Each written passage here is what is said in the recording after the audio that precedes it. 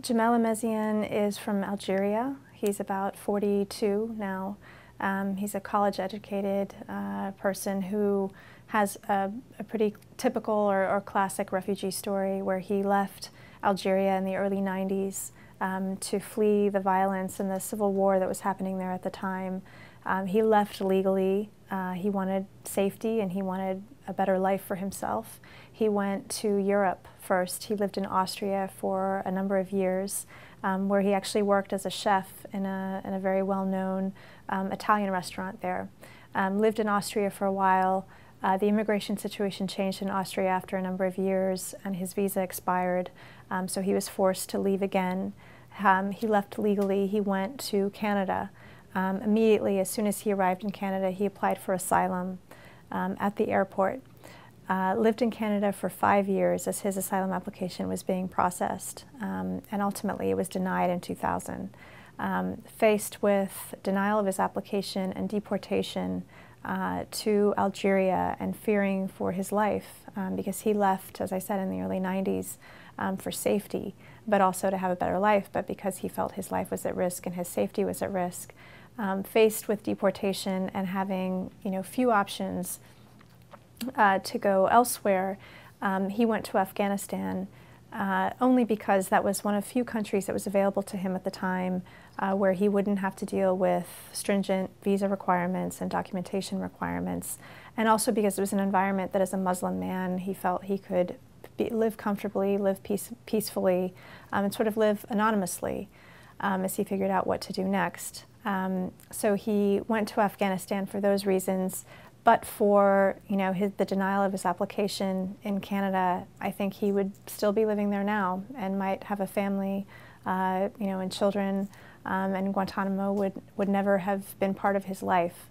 But because his application was denied, his life took a different turn. And so he went to Afghanistan.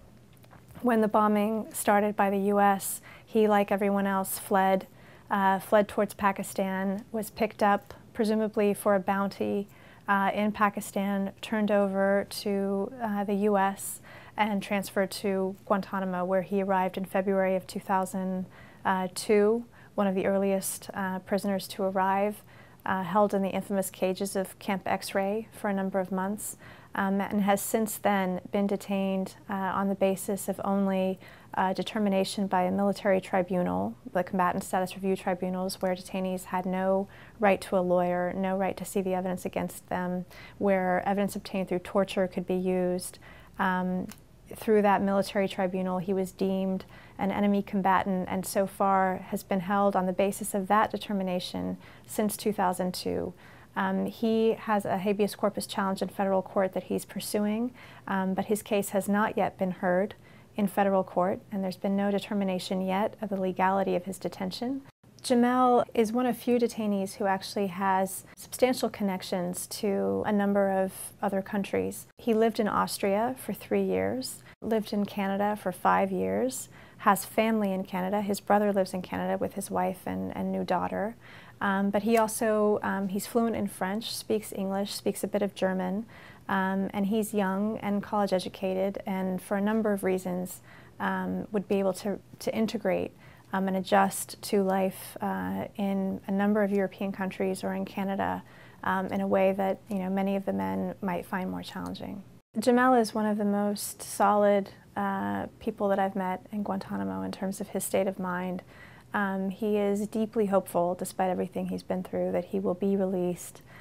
He has sent drawings that he's made in Guantanamo to his brother in Canada and asked his brother to hold on to them for the day he's released.